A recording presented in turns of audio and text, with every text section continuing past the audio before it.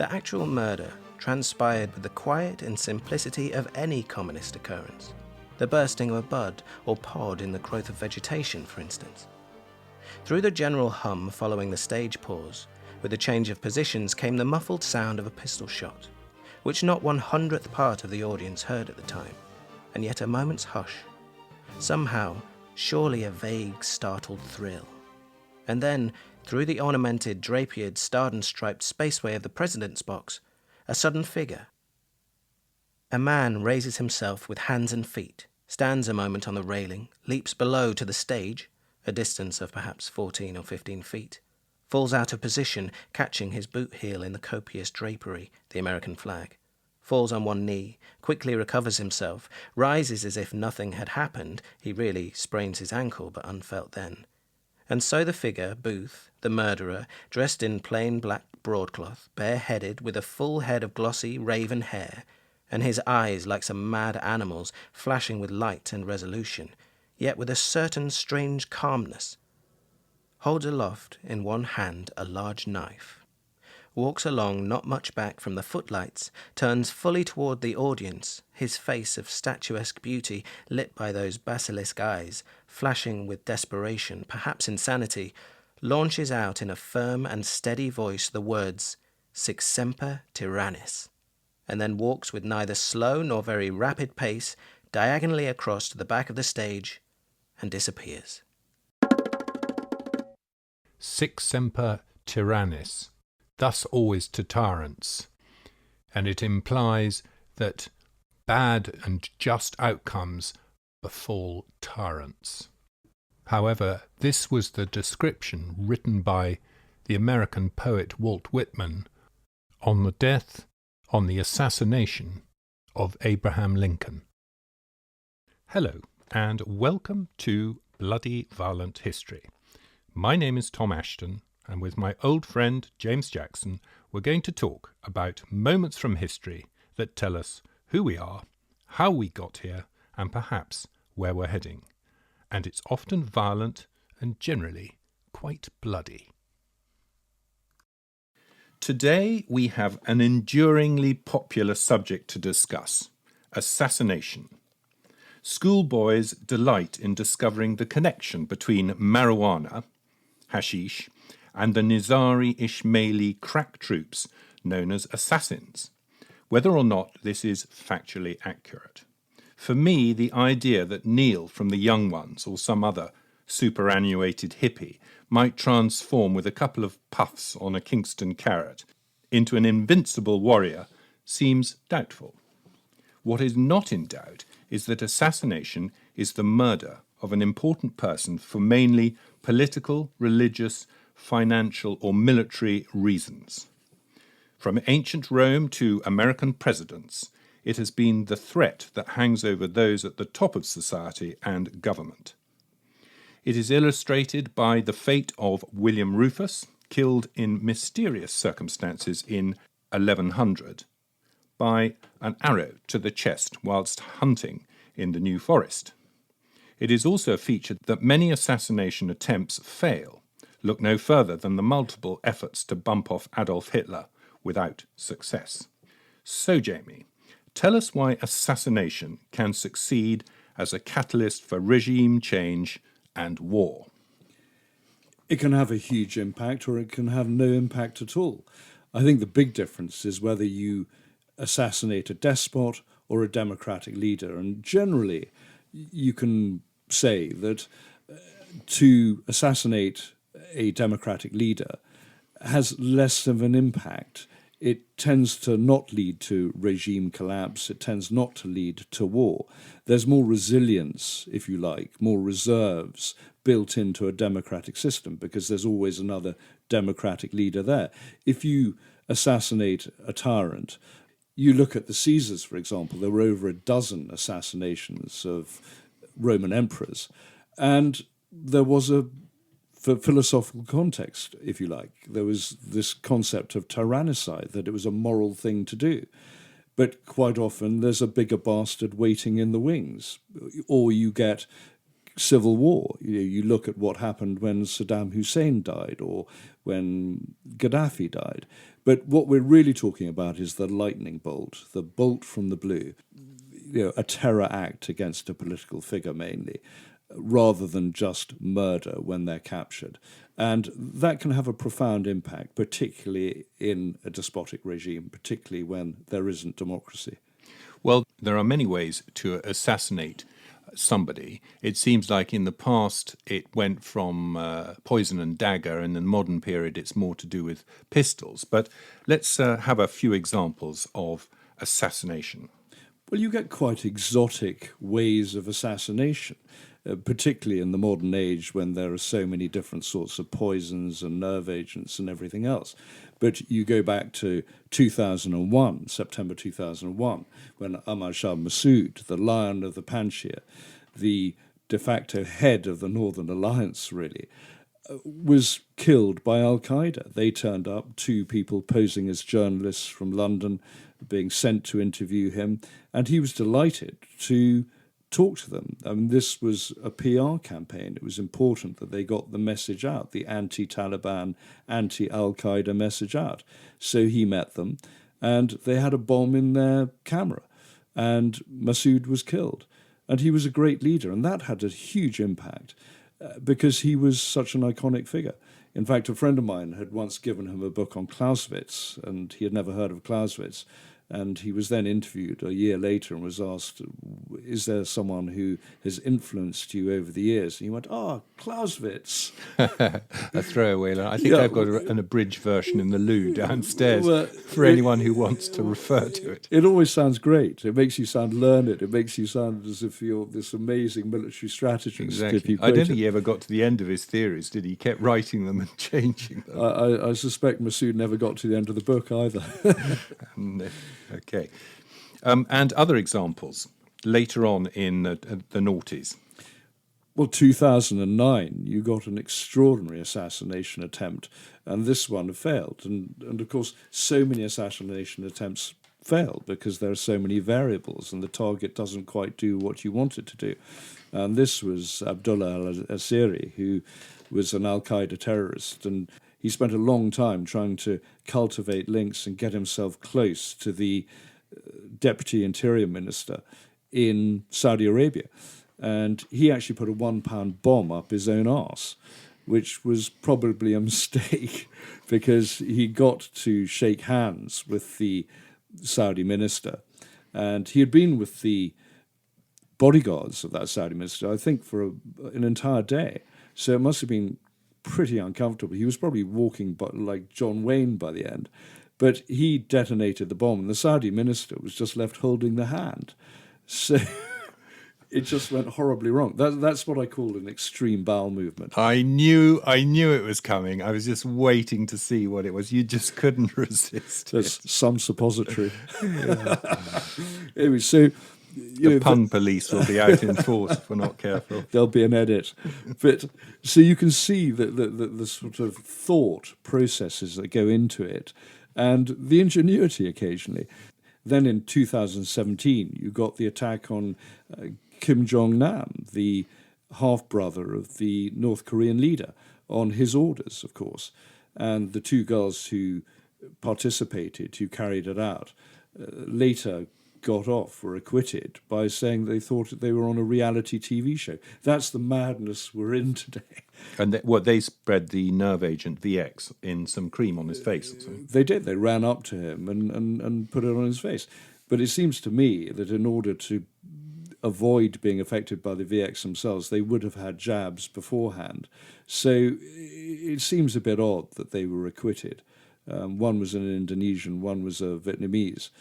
But that, again, shows the sort of level, the sort of way that assassination attempts have adapted away from the traditional bomb and bullet. But really it is the traditional bomb and bullet that is the usual way to carry this out. Yes, unless you're William Rufus in 1100, who got the arrow in his chest. But again, it's the law of unforeseen consequences. He was not popular, and the person who took over, his younger brother, Henry I, was a fantastic king and rolled back some of the more oppressive Norman measures, and ended up reintroducing a lot of the Anglo-Saxon values and laws that had been suppressed under the Normans. So, you never quite know which direction things will go after an assassination. And there were a myriad of attempts on British monarchs, European monarchs, over the centuries. It came with the territory, really, didn't it? I mean, as an example, Elizabeth I. Yes, she's a classic example. I mean, I think there were up to 50 assassination attempts on her, or certainly early planning. And they ranged from wanting to attack her with armed horsemen when she was out riding to wanting to poison her bedclothes. And luckily, she had extremely capable spy chiefs around her, such as Sir Francis Walsingham, who stopped this happening. And when I wrote Realm, it was about someone coming to London to try and assassinate her with the Spanish Armada. And that wasn't beyond the realms of possibility. And once you add religion into the mix, you're always going to get the monarch as a target for assassination attempts. You really couldn't be a neurotic person. Or if you were a neurotic leader, you would spend almost all your time in fear of death. Well, that's exactly what King James I did. It's always been said he spent most of his time in the saddle riding far away from London because he was terrified of two things, the plague and assassination, and he wore an armoured doublet. And this was the time of the appearance of the pocket dag, the wheel-lock pistol, which allowed assassination weapons, other than just a dagger, to be concealed. And it was a real worry. So as a good example of that would be William the Silent in 1584. What happened to him? Yeah, William the Taciturn. He certainly would have been a lot more silent had he been assassinated, which he was in the end. The first sort of really close assassination attempt that could have killed him was 1582, and that was at a banquet, and the wheel-lock pistol that went off close to his face, it was so close that it set his beard and hair alight, and that helped cauterize the wound that he received. He actually got a round through his palate, but he survived that.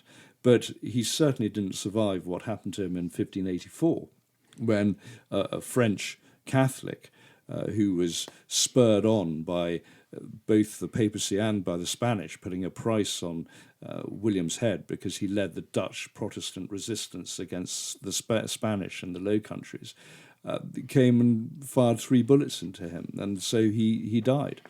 And this was a period of extraordinary religious tension and religious conflict. I mean, the Spanish had the blood councils. They were burning tens of thousands of Dutch at the stake, Dutch Protestants at the stake. So you can see the sort of tension and why William was so important. And yet these assassins had to be incredibly enthusiastic about their cause, because if they were caught, which they almost certainly would, I mean, what would happen to them would be appalling. The assassin of William the Silent was a man called Balthasar Gerard, and he was done away with in the most terrible fashion. I mean, they basically decided to make a lesson of him, and they tortured him to death. It was extremely brutal. I mean, he was hung on a pole and lashed with a whip. Then his wounds were smeared with honey, and a goat was brought in to lick the honey off his skin with his rough tongue. The goat, however, refused.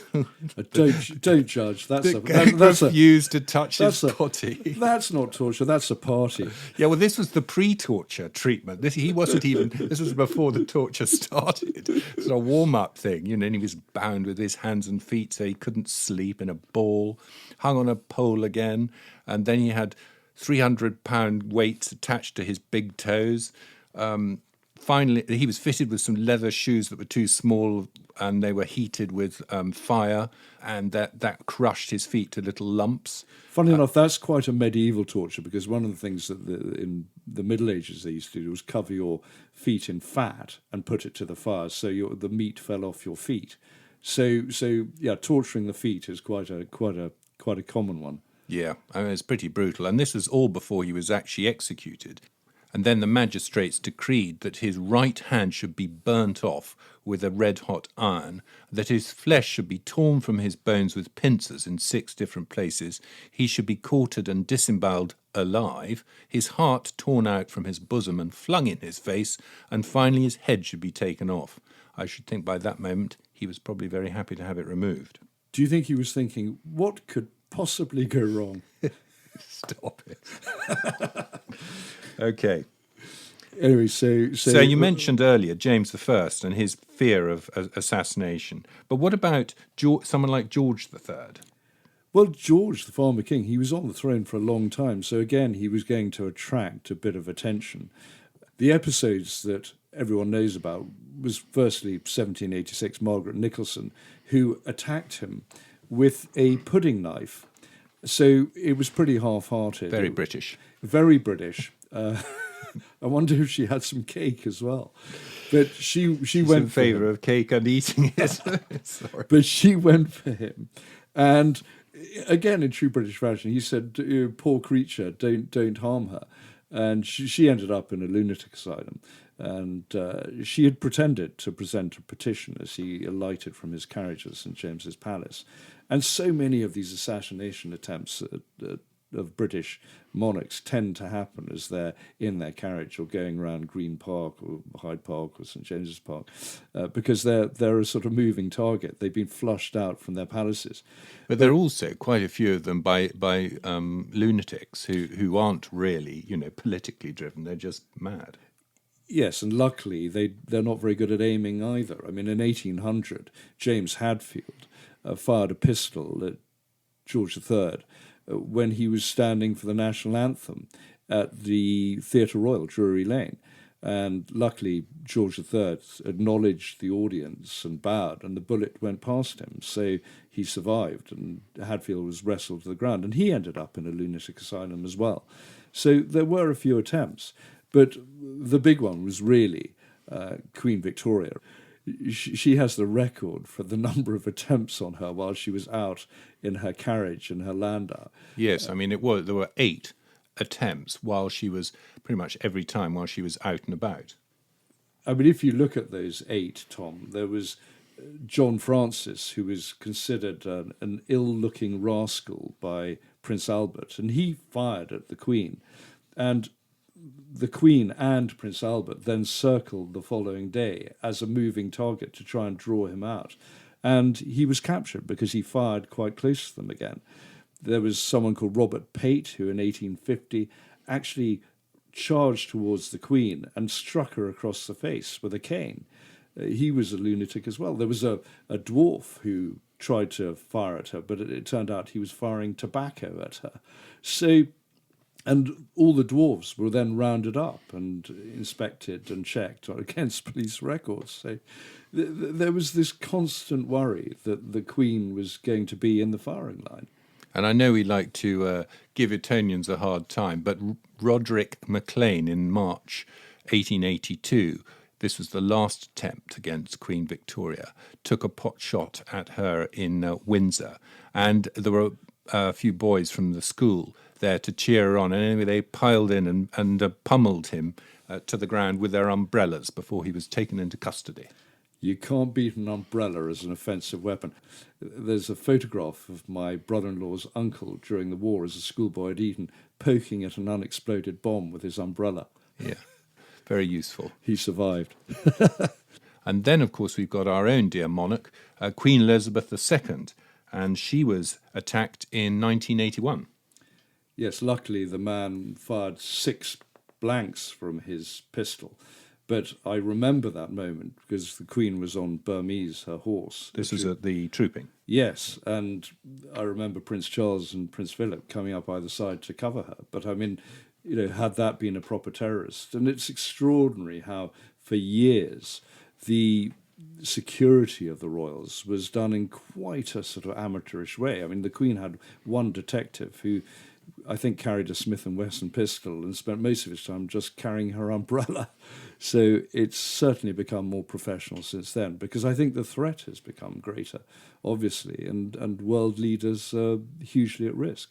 Well, if you look at all those attempts that were made against Queen Victoria or other successful ones, such as the killing of the Archduke, it was riding around in open-top landaus that was the most dangerous thing to be doing, and no wonder the president now rides around in that car. What's it called? That great beast of his. The Beast. I think it's called the Beast, isn't it? Yes, I think overall security has been beefed up because really they are at risk. Excellent. Okay, well, let's take a step back in time to ancient Egypt. Well, it just shows that assassination has been around for millennia. You get someone like Teti, the pharaoh, about 4,500 years ago, and he was assassinated. He reigned for about 12 years and then was done in. And you can see that from the writings and the hieroglyphics that were around from that period. And what about the famous Tutankhamun? Well, you always hear these rumours that he was assassinated and struck on the back of the head, and they always bring out some plodding detective on a documentary who goes, I deduce that he was murdered. Well, he probably wasn't. And it all arose really from an X-ray that was done on the mummy in 1968, and they saw a piece of his skull was missing and assumed he had been killed by a blow on the back of the head. But I think more recent scans have shown that basically the bone fragments inside the skull are actually from vertebrae and probably occurred either when he was being pulled out of his sarcophagus or during the embalming process.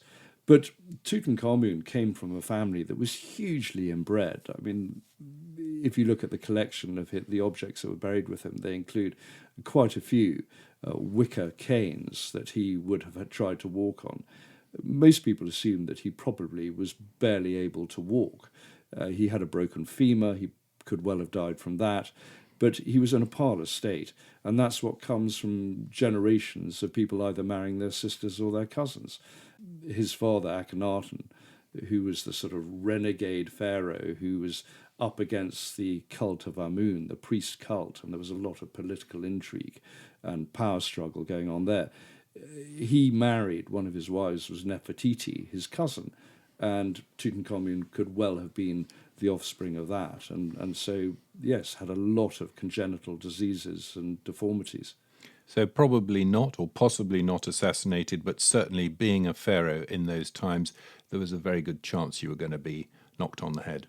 That's right, and it's really just to show that this threat, this problem of assassination has been evolving over a very long period. All right, well, let's move now forwards, and now we're going to turn our attention to bombs. We've already mentioned bombs and the advantage that they're in a fixed location, so you're pretty likely to get your target, or if they're there at the time. One of the drawbacks of planting a bomb is that you're more likely to be discovered because it takes a while to get the ingredients of the bomb, to place it, to buy people off, to make sure you can hide under cover. If you take something like the gunpowder plot of 1605, there was Guy Fawkes, a clean skin, unknown to the authorities, who managed to live and survive and go unnoticed as John Johnson in the precincts of the Palace of Westminster for a year. But you can see the sort of difficulty, the logistics involved in creating that situation. There were 36 barrels of gunpowder that had to be brought across in firkin barrels or hogshead barrels and brought across from Robin Catesby's house over in Lambeth and then stored and disguised. Then that supply of gunpowder was found to have decayed somewhat, so it had to be replaced. So this is the ongoing issue of people who want to assassinate not just the monarch, but take out the entire ruling class. And that's what bombs tend to be used for, not just creating an impact and taking out one person, but trying to take down all the advisors, all the councillors, all the courtiers around them. And if you want to know more about the gunpowder plot, please check out episode 7 on Bloody Violent History, because we've done a whole section on that there.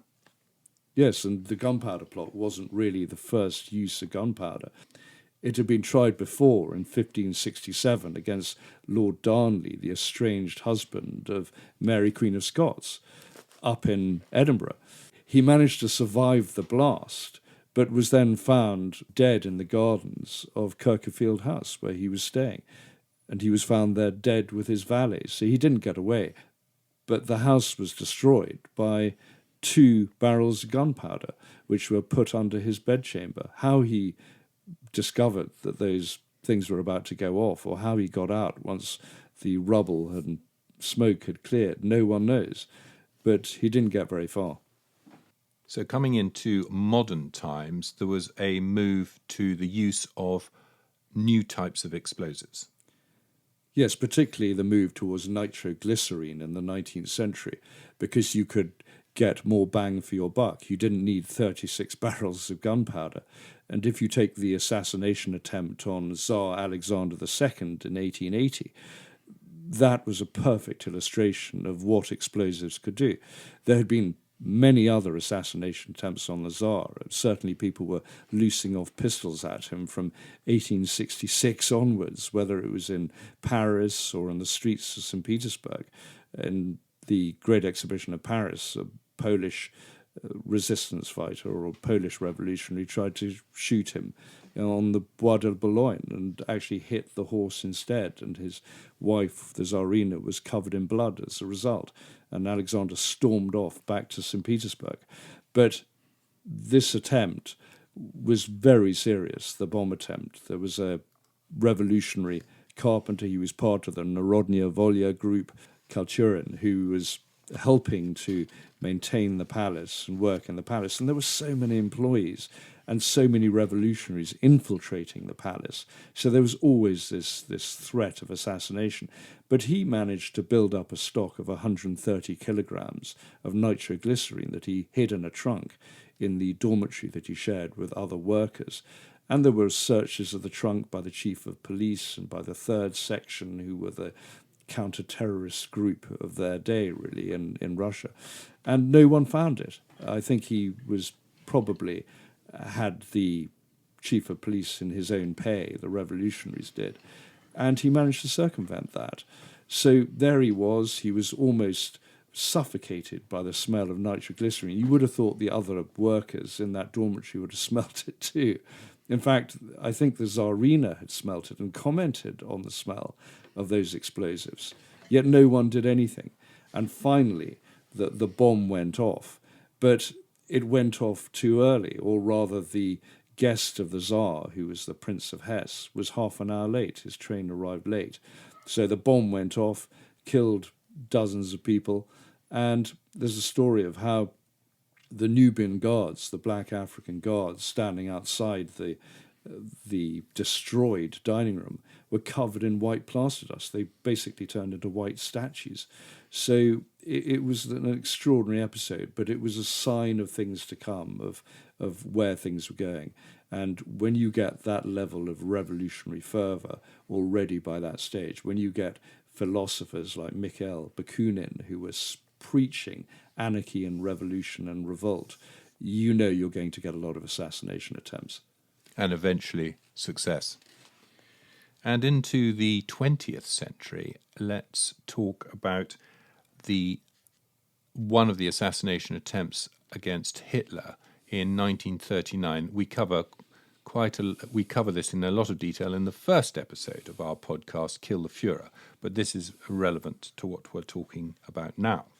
It's relevant because, again, you can see the sort of level of chance involved and how timings can destroy everything. If you take 1939, Georg Elser, the communist who, again, was a carpenter, who managed to build a bomb with a very long fuse and put it in the Munich beer cellar in which Hitler was due to make an address on November the 8th, 1939. And Hitler left half an hour early because the war was on and he had other commitments. The roof collapsed, the cellar was destroyed, there were many killed, many injured. But again, Hitler showed that unique capacity to escape assassination. And there were others. I mean, we know the July 20th plot of 1944, the Stauffenberg plot. Again, that came very close to killing Hitler, but this time, rather than in a cavity in a pillar, the bomb was in a briefcase. And the leg of the table, the map table on which Hitler was studying the maps, that took most of the blast. And again, there were casualties. Hitler had his eardrums burst by the blast, but he survived. And the Home Army never managed to take over, and the SS managed to regain control. But you mentioned early on in this talk the unintended consequences. And of course, by this time in the war, late part of the Second World War, the Allies were pretty keen to keep Hitler in place. Yes, because, again, you never know who's going to take over. And I said right at the beginning, there's always a bigger bastard waiting in the wings. And had Himmler taken over, it wouldn't have led to any resolution. No, it might have been not a bigger bastard, but it might have been someone who was slightly more efficient or effective. And certainly someone who might have ended up killing our prisoners of war, which was what he was planning to do towards the end of the war. And then into modern times, the Brighton Hotel bombing, the Conservative Party conference in Brighton in October 1984. It took a planning. It was Patrick McGee, the IRA man, who had his fingerprints all over the place and was eventually caught with his IRA cell, which were planning further attacks. But that certainly was the high watermark of IRA atrocities. It was the most terrible bombing, and it never got the figure, Margaret Thatcher, that it was planned to get, and in fact took out and killed several others, 5 others, and disabled even more. So it was a terrible, terrible blow. But being a democracy, as we said earlier on, there is resilience and redundancy built into the system, and the system can survive and the system can go on. And Margaret Thatcher survived. And this was one of the occasions where she showed her mettle and carried on, didn't she? Went back to the conference. She did. It was an amazing performance, but the resilience of the people caught up in it too was extraordinary. I think Norman Tebbit, when he was at the hospital, was asked before he was put under anaesthetic, was asked, "Are you allergic to anything?" I think his answer was yes, bombs. Good old sang-froid again. Yes, there you go. So we've discussed that killing people in their palaces is a difficult thing to achieve, and therefore assassination attempts in the 20th century tended to go for people in their carriages when they are on the move. Yes, and if you take someone like Alexander II, it's a classic example. And we've talked about the rise of the revolutionaries and how Narodnya Volya were trying to get him all the time. And one of the most classic examples was really the attack on the Tsarist train that was carrying him back from the Crimea in November 1879. And he was a bit annoyed that everything was so slow, so he overtook his bodyguard train, his accompanying train that carried all the guards and soldiers. So he went ahead at Tula, and as he was approaching the outskirts of Moscow, there was a massive bomb blew up, and it missed his train because he was at the front, and it got the train behind that was supposed to be his train, and it actually blew up a carriage that was carrying all the marmalade he was bringing back from the Crimea. He loved Crimean oranges. So that is a sin, blowing up the marmalade. I have actually made a podcast on marmalade, but not for Bloody Violent History. Do you think anyone came to a sticky ending? Oh, no. But there was a lot of marmalade spread all over the place. And these terrorists had spent a month and a half tunnelling under the track in order to plant their bomb. This is how committed they were. This is the level of revolution that was in the air at the time. But eventually, in 1881, March 81, the revolutionaries caught up with Alexander. He was returning to St. Petersburg. He was in his supposedly bomb-proof carriage that had been presented to him by Louis Napoleon. And there were several bombers carrying their grenades. Originally, the plan was to blow the entire street up, but he took a different route. And what happened is that one of the bombers threw his bomb, it blew the axle off the carriage, and the carriage went on another 100 yards. Many people were wounded, and the Tsar got out of the carriage and walked back. There was a screaming child, there was a horse that had to be shot because that had been injured, and the bomber threw a bomb at him from very close quarters, was killed himself, and it essentially blew the legs off Alexander II. He was mortally wounded. No one put a tourniquet on him. I think by that stage it was too far gone. And he was put on a Cossack sledge because there were bodyguards accompanying on sledges, both police and Cossack bodyguards. And he was taken back to the Winter Palace, which was very close. Members of his family actually heard the attack, including his grandson, who later became Nicholas II, who was 14 at the time. And he bled out by the time he had really reached the palace, so he didn't survive that one. And of course we know that the Tsar, at the time of the Russian Revolution, Nicholas II, he was murdered, not assassinated. Yes, it certainly wasn't a bolt from the blue. He and his family were already held captive, and eventually at the House of Special Purpose in Ekaterinburg. That's got a grim sounding name, isn't it? It's classically Soviet, isn't it, the House of Special Purpose? But eventually he and his 5 children and 4 retainers were taken down into a basement, told to wait, told that they were going to be transported. By this stage, the White Russian army were approaching, so something had to be done with them. And the killers came in and murdered them, firstly with pistols, but of course the corsets of the daughters were transporting the jewels, which caused the bullets to ricochet. So eventually the entire family and the retainers were finished off with bayonets and rifles. There was one story of the maid running upward and down against the wall, trying to stave off the bayonet blows with a pillow before she fell to the final blow. It was horrendous, complete bloodshed. How did they find out about this? Was it a record taken, or was this just a forensics? No, there were records and accounts made, and people were captured. So it did leak out eventually what had happened. But it was the most horrendous murder. But, of course, it wasn't the lightning strike that had hit Alexander II. No, but I suppose the danger was that if the White Russians had managed to recapture the Tsar, they would have got their figurehead back, and that was what the Soviets were worried about. Yes, so the Bolsheviks were terrified of that, so the order was given. Well, we've mentioned Hitler already, but he was attacked in his motorcade on a number of occasions. Yes, and they never worked. The first that people really talk about is Maurice Bavot, the Swiss theology student who tried to take him out in a motorcade in 1938. But there were so many people going Sieg Heil and getting in the way that failed. The following year, there were Polish army officers who tried to kill him with a 1,000-pound bomb during a victory parade in Warsaw. But the route was changed and it never happened, so he got away from that one.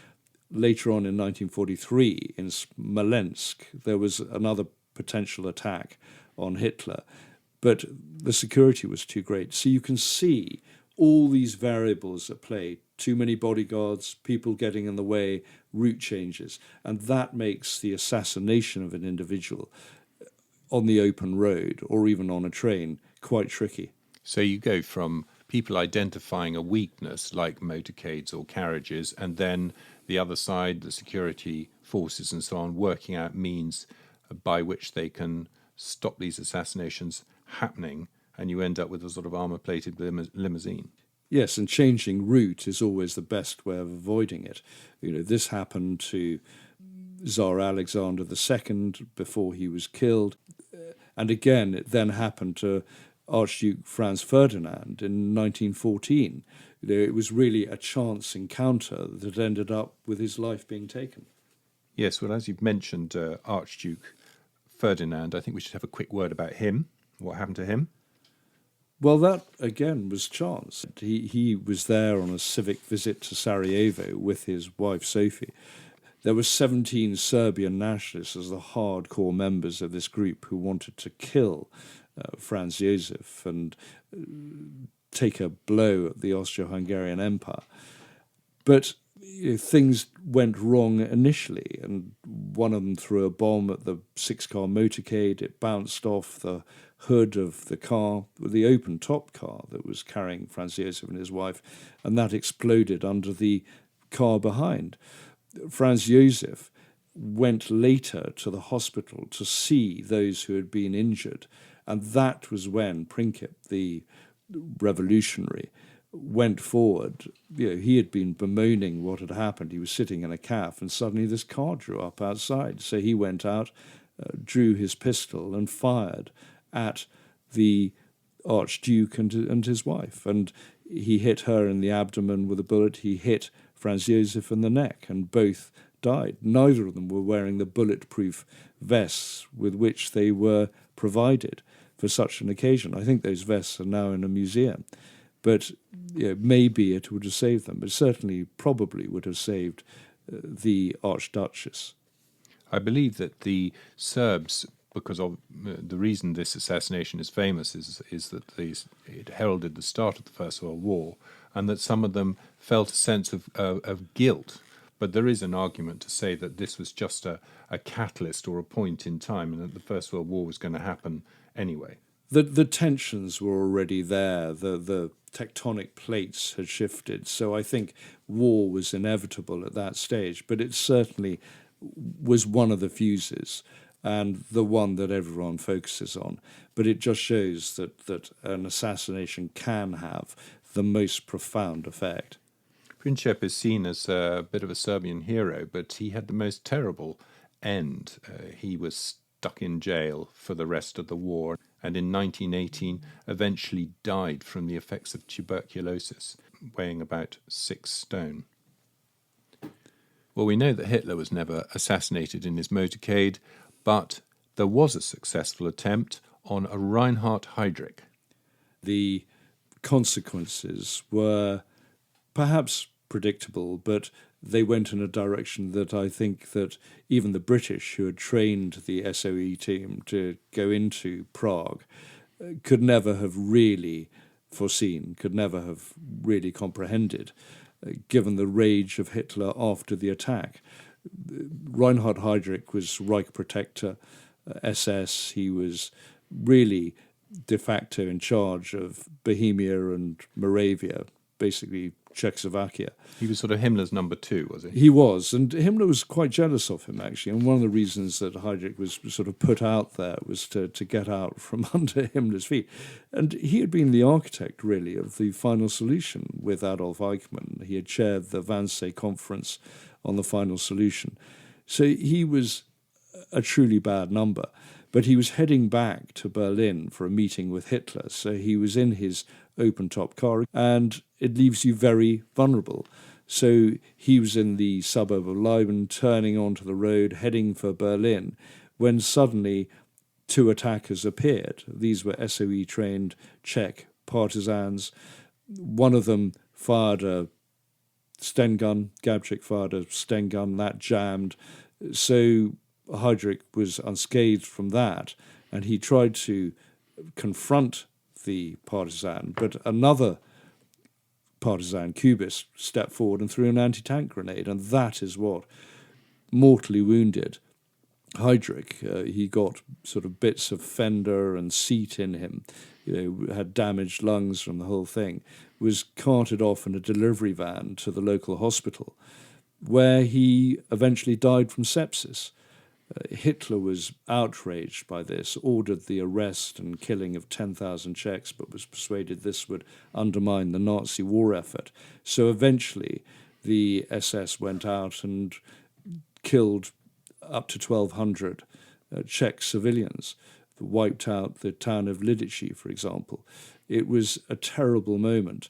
Those partisans who were part of the SOE group, they took refuge in a cathedral, St. Cyril's, and were eventually killed in the basement. They killed themselves, actually.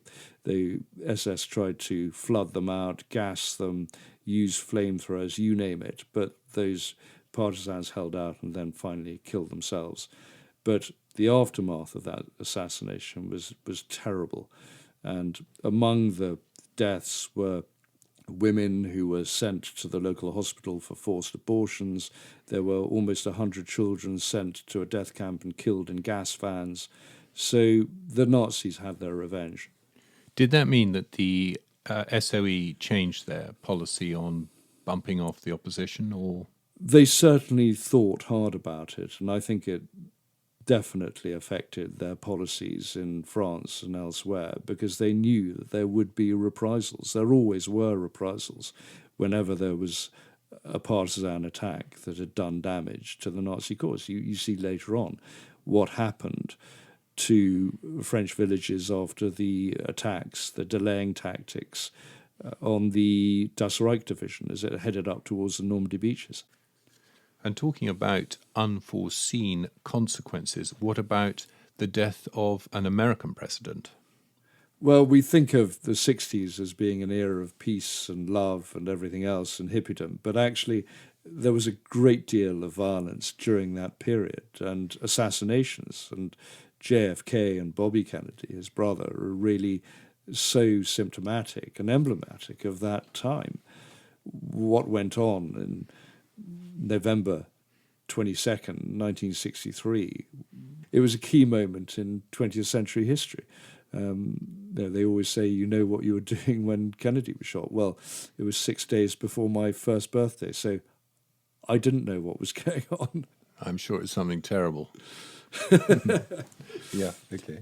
But, there's so much conspiracy has grown up. And I think this is from the 60s onwards. The conspiracy theories have grown up around any sort of violent act, any sort of moment that has happened since then. It really goes back to the whole JFK assassination. What is extraordinary is the distance from that 6th floor of the book depository in Dallas, where Lee Harvey Oswald was, to the head of the President of the United States was only about 81 meters. The car was traveling at about 11 miles an hour. And it wasn't a difficult shot. Anyone could have taken that shot. The public, I think it says that 80% of the public who were there that day heard 3 shots. But it's not difficult for an expert marksman, and Lee Harvey Oswald was an expert marksman. It really isn't too much of a challenge to take a shot of 250 or so feet. Yeah, I'm glad you cleared up the imperial versus metric. Yes, it's around that level. It's around that figure. But that is not difficult. I mean, what's so ironic is that the First Lady of Dallas, Nellie Connolly, turned to him and said, "Mr. President, you can't deny the people of Dallas love you." And apparently his reply was, "No, you certainly can't." And those were probably his last words. But it was a shattering blow for the American political scene and for democracy as a whole. He wasn't the only president to be assassinated, and also there were many assassination attempts, and have been many assassination attempts against various presidents. I mean, Abraham Lincoln is another very famous case. That was a shattering blow for America, certainly for the Union.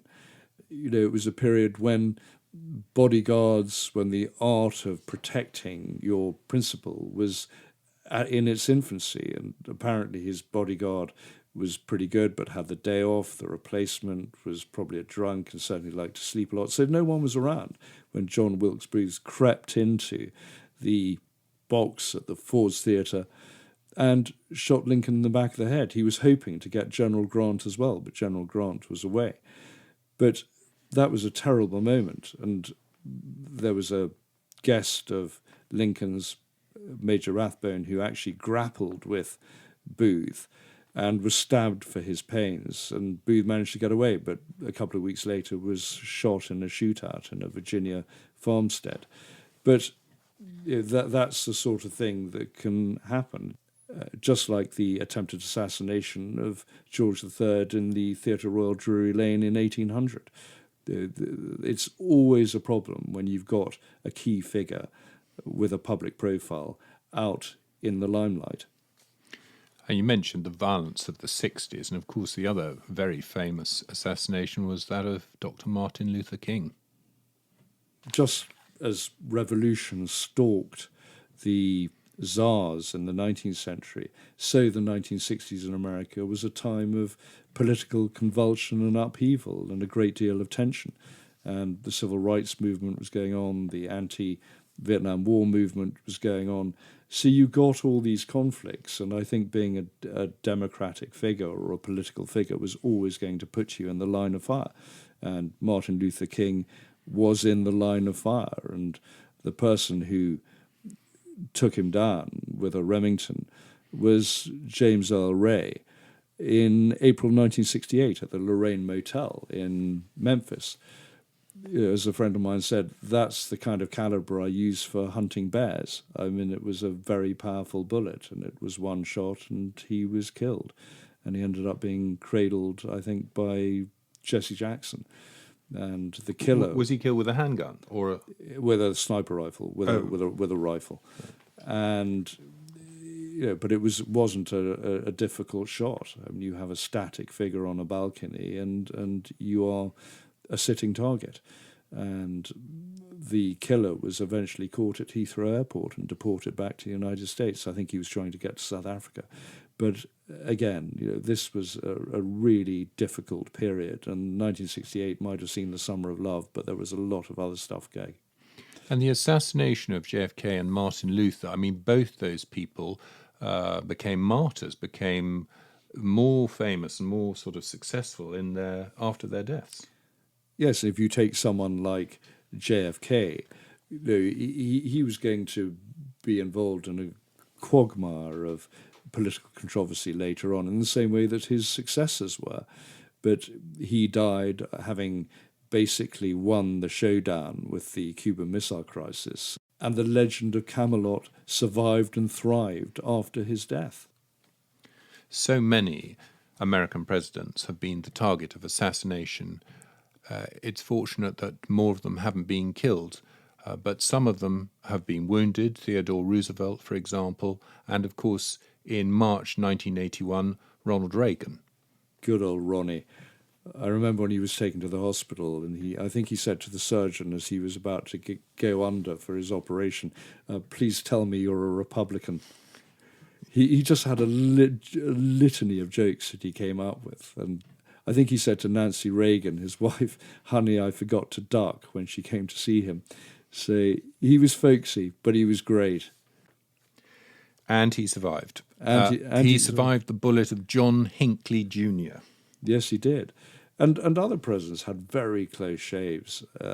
Gerald Ford was almost gunned down on several occasions. So there were two women in particular who came very close to taking him out with pistols and were sort of basically pummeled to the ground, or the guns didn't go off. But it was pretty close shave. And what about the aeroplane dive bombing the White House?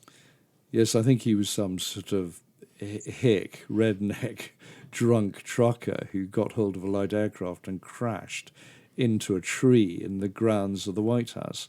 So it wasn't 9/11, but it was certainly an attempt, I suspect, on the president's life. So the 60s were a violent time, and not only were there individuals trying to bump off leaders, but governments attempted mass assassination, such as in Vietnam and Operation Phoenix. Yes, that was an attempt by the CIA to undermine and destroy the political infrastructure of the Viet Cong and the North Vietnamese.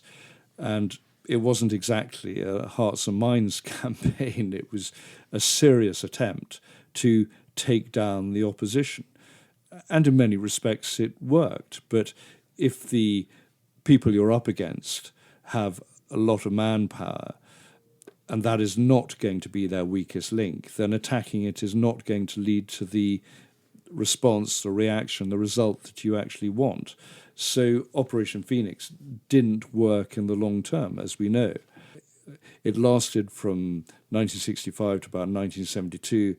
There were about 86,000 opposition neutralized, and that included arrests. And of those, about 26,000 were killed, were assassinated. It was mostly done by CIA operatives and by US Special Forces. And they would go into villages, identify through informants and those that they had lifted from the villages who would identify the houses in which Viet Cong commissars and politicos and headsheds were living. or had moved into the area, and then they were taken out. So there's always a story that people would knock on the door and shout, "April Fool, motherfucker," and then throw in a grenade or just shoot the person they came across. But there were plenty of incidents in which torture was involved, in which people were disappeared, and rape and torture was used. And it wasn't a particularly edifying moment in intelligence and special forces operations. But the US was pretty desperate with their South Vietnamese allies to try and stem the flow and the influence of the Viet Cong. The South Vietnamese took over the program, they called it the F6 program, which was essentially continuing with a sort of murder campaign against opponents. But it was never going to save a regime that was corrupt, disliked, despised, and imploding. So much for the summer of love. Well, Jamie, have you got a PS before we come to a close? We do have a PS, Tom, and it's Lucretia Borgia, because the Borgias really encapsulate that 15th, 16th century Renaissance thing of Machiavellian diplomacy and murder. And she has always been identified as someone who went around with poison and a ring, dropping it into people's cars. But I think she's been wrongly vilified and attacked and condemned for her behaviour. It was probably her father, the Pope, and her brother who went around killing people. Certainly there was a lot of arsenic involved and people being found dead in the Tiber floating face down. She had 3 marriages. Her first husband did a runner before he was murdered. Second husband was murdered. The lover that she had was found floating in the river with a manservant. So there was a lot of murder going along, and people talked of incest and the banquet of chestnuts, and there was this constant sort of background noise of scandal and unpleasantness and assassination. But I think she's been wronged by history. And certainly her third husband, Ferrara, was a good husband. She had many children, and apparently she had a reputation for piety. So maybe she came to it late, but she turned into a good person in the end. Well, next you'll be sticking up for Livia in ancient Rome, and that she wasn't poisoning everyone to get her son Tiberius to be the Roman emperor. So it's murder, murder, murder. That's a wrap. Thank you, Jamie. Thanks, Tom. So it goes. My name is Tom Assheton. His name is James Jackson. You can view images relating to each podcast on our Bloody Violent History Instagram account and on our website, BloodyViolentHistory.com. Please subscribe, it's free, to our podcast on the app you use and to our mailing list via our website. This is very important as it boosts our rankings in the podcast charts. Thank you and good luck.